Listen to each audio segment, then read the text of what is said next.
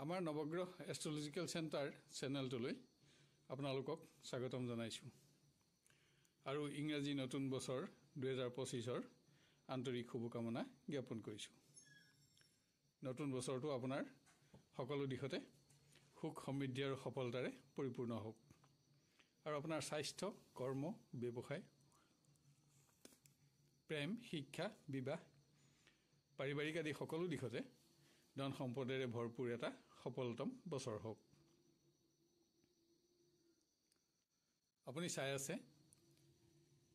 ইংৰাজী নতুন বছৰৰ 2025 চনৰ সিংহ ৰাশিৰ বাৰ্ষিক ৰাশিফল।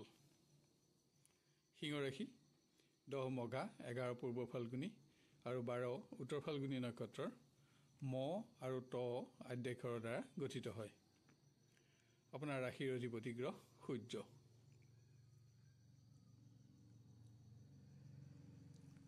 এই বছৰটো আপুনি আপোনাৰ স্বাস্থ্যৰ প্ৰতি অধিক মনোযোগী হ'ব লাগিব, কিয়নো বৰ্তমান আপোনাৰ সপ্তমত থকা শনি মে' মাহৰ পৰা আপোনাৰ ৰাশিৰ পৰা অষ্টমলৈ যাব। বৰ্তমান এলাহ অৱসাদে কিছু ক্ষেত্ৰত সমস্যা বৃদ্ধি কৰাৰ লগতে অহা বছৰ অষ্টম ভাৱত অৱস্থান লৈ শনিয়ে শাৰীৰিক ক্ষেত্ৰত বিষ বেদনা, গেছ, নাৰ্ভৰ সমস্যা আদিৰ কিছু সমস্যা দিয়াৰ আশংকাও থাকিব। ইয়াৰ উপৰি মে' মাহৰ পিছত আপোনাৰ ৰাশিত কেতু আহিব আৰু সপ্তমত ৰাহুৱে অৱস্থান ল'ব। এনে অৱস্থান স্বাস্থ্যৰ বাবে শুভ বিবেচিত নহয়। ইয়াৰ ফলত মূৰৰ বিষ, উদৰ ৰোগ, আপোনাৰ ভুল সিদ্ধান্ত আৰু খাদ্যাভ্যাসৰ প্ৰতি আজি এই বছৰ আপুনি সচেতন হ'ব লাগিব। কিন্তু মে' মাহত বৃহস্পতিৰ আপোনাৰ পৰা একাদশ ভাৱলৈ হোৱা সঞ্চাৰ আপোনাৰ পক্ষত থাকিব, যাৰ বাবে বিভিন্ন সময়ত শাৰীৰিক সমস্যাৰ পৰা আপোনাক বৃহস্পতিয়ে ৰেহাই দিব। এই বছৰ স্বাস্থ্যৰ প্ৰতি অধিক মনোযোগী আৰু কিছু সাৱধানতা অৱলম্বন কৰি আপুনি শাৰীৰিক সমস্যাসমূহৰ পৰা আঁতৰি থাকিব পাৰিব।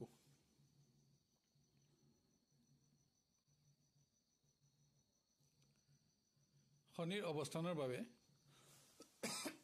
বৰ্তমান সময়ত কৰ্মক্ষেত্ৰত আপুনি কিছু সৰু সমস্যাৰ সন্মুখীন হ'ব পাৰে। আপোনাৰ ওপৰত কৰ্মৰ ওপৰঞ্চি চাপো থাকিব, যাৰ বাবে এপ্ৰিললৈকে আপোনাৰ মানসিক আৰু শাৰীৰিক পৰিশ্ৰম কিছু বাঢ়িব। কিন্তু এইখিনি সময়ত বৃহস্পতি আৰু শুক্ৰৰ বাবে যোগ্য কৰ্মীৰ পদোন্নতি আৰু স্থান পৰিৱৰ্তন হোৱাৰ সম্ভাৱনাও অধিক থাকিব। এপ্ৰিলৰ পিছত কৰ্মক্ষেত্ৰত চাপ পুনৰ বৃদ্ধি পাব। একাধিক সমস্যাই আপোনাক মানসিকভাৱে ব্যস্ত ৰাখিব। আনহাতে মে' মাহৰ পৰা বৃহস্পতি আপোনাৰ ৰাশিৰ পৰা একাদশ ভাৱলৈ আহি আপোনাৰ পৰিশ্ৰম কমোৱাত আৰু জ্যেষ্ঠ বিষয়াৰ লগত সদ্ভাৱ বৃদ্ধি পোৱাত আপোনাক সহযোগ দিব। আনহাতে কৰ্মপতি শুক্ৰ বছৰৰ সৰহখিনি সময় আপোনাৰ পক্ষত থাকিব। ফলত আপুনি সামান্য প্ৰচেষ্টা বৃদ্ধি কৰি কৰ্মক্ষেত্ৰৰ স্থিতিশীলতা অক্ষত ৰাখিবও পাৰিব। আনহাতে মে' মাহৰ পিছত ৰাহু কেতুৰ সঞ্চাৰ আৰু শনি এপ্ৰিলত অষ্টম ভাৱলৈ হোৱা সঞ্চাৰৰ ফলত স্বাস্থ্যজনিত কাৰণত অনিচ্ছা সত্ত্বেও আপুনি একাধিকবাৰ যাতে কৰ্ম পৰিৱৰ্তন কৰিব লগা নহয়, তাৰ বাবেও আপোনাক অধিক সাৱধানতাৰো প্ৰয়োজন হ'ব।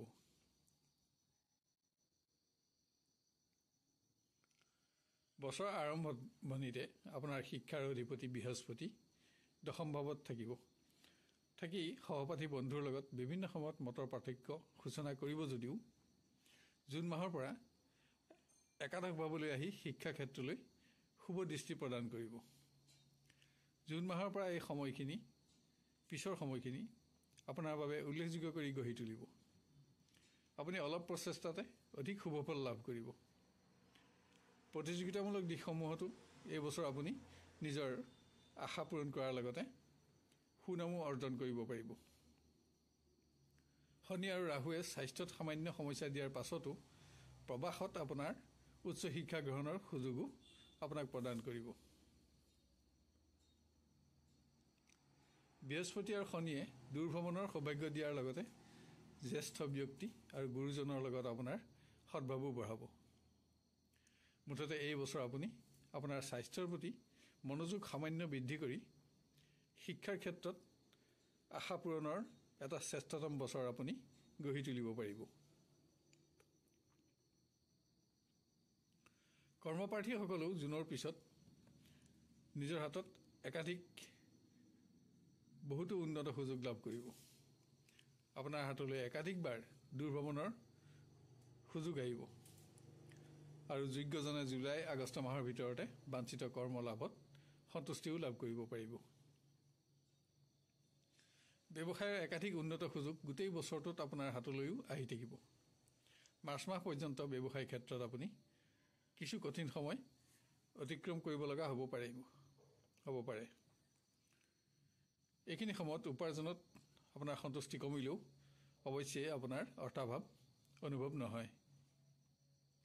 মাৰ্চৰ পিছৰ পৰা ক্ৰমান্বয়ে আপুনি আপোনাৰ পৰিশ্ৰমৰ মৰ্যাদা লাভ কৰিব আৰু ন্যায্য প্ৰাপ্তিত আপোনাৰ সন্তুষ্টি বৃদ্ধি পাব। পুৰণা অনাদায় ধনৰ আদায় পাব।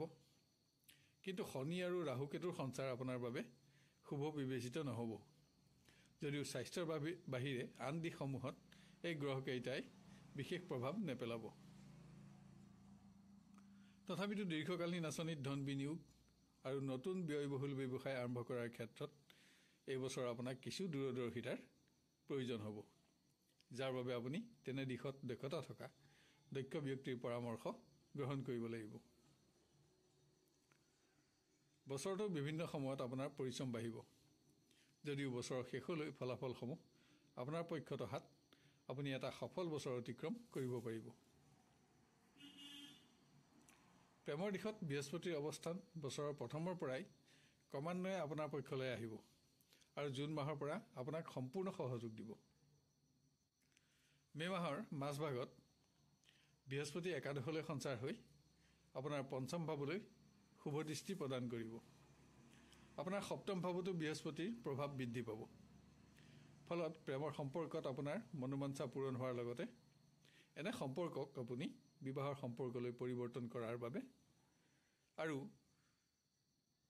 পুৰণা অৱহেলিত সমস্যা সমাধানৰ বাবে জুন মাহৰ পৰাই আপুনি বহুতো উন্নত সময় আপোনাৰ হাতত লাভ কৰিব। আনহাতে জুনলৈকে এই সময়খিনিত অসৎ ব্যক্তিৰ লগত বন্ধুত্ব গঢ় লৈ নুঠিবলৈ আপুনি কিছু সাৱধানতাও ল'ব লাগিব, কিয়নো এই প্ৰথমৰ ৩-৪ মাহ শুক্ৰৰ বাহিৰে বাকী গ্ৰহসমূহ আপোনাৰ পক্ষত নাথাকিব। জুনৰ পিছত আপুনি মাজে মাজে শিৱ মন্দিৰ দৰ্শনৰ অভ্যাস কৰিব। তেতিয়া শুভ ফলৰ পৰিমাণ কিছু বঢ়াব পাৰিব। সম্পত্তি ক্ৰয়ৰ ক্ষেত্ৰত এই বছৰ শনি আৰু ৰাহু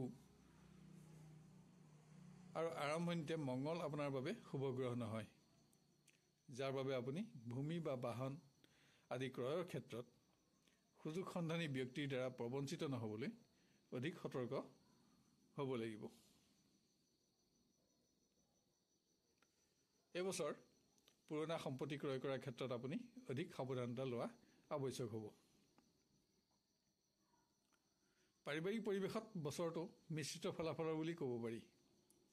বৰ্তমান অৱস্থাত সদস্যসকলৰ মাজত সদ্ভাৱ অক্ষত ৰখাত বৃহস্পতি, ৰাহু, শনি আৰু কেতু শুভগ্ৰহ নহয়।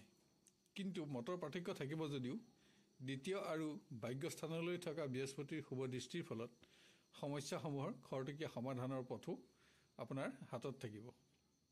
আৰু শনি, ৰাহু, কেতুৰ সঞ্চাৰ আপোনাৰ প্ৰতিকূলে গ'লেও শুক্ৰ আৰু বৃহস্পতিৰ শুভ দৃষ্টি আপোনাৰ সপ্তমত বিৰাজমান থাকিব।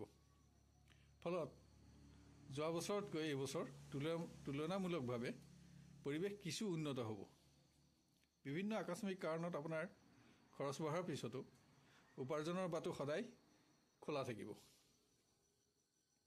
কেতিয়াও আপোনাৰ অৰ্থৰ অভাৱ অনুভৱ নহ'ব। আনহাতে এই বছৰ পুত্ৰ-কন্যাৰ সৌভাগ্যও সমাজত আপোনাৰ মান বঢ়োৱাৰ লগতে পাৰিবাৰিক সুখো বঢ়াব। শুভফলসমূহ বৃদ্ধি কৰিবলৈ আপুনি মাহটোত এবাৰ হ'লেও বৃহস্পতিবাৰে বিষ্ণু মন্দিৰ দৰ্শনৰ অভ্যাস কৰক। পুনৰ আপোনাক নতুন বছৰৰ আন্তৰিক শুভকামনা জ্ঞাপন কৰিছোঁ। নতুন ইংৰাজী এই 2025 চনৰ বছৰটো আপোনাৰ সুখ সমৃদ্ধি আৰু সন্তুষ্টিৰে ভৰপূৰ হওক। ধন্যবাদ।